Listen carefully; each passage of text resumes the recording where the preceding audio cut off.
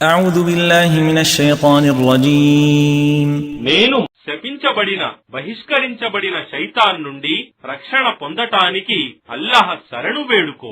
وإذا جاءتهم آية قالوا لن نؤمن حتى نؤتى مثل ما أوتي رسل الله الله أعلم حيث يجعل رسالته سيصيب الذين أجرموا صغار عند الله وعذاب شديد بما كانوا يمكرون.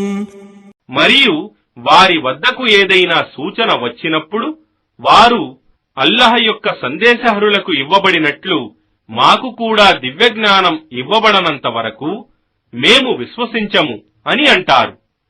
తన సందేశాన్ని ఎవరిపై అవతరింపజేయాలో అల్లాహ్కు బాగా తెలుసు.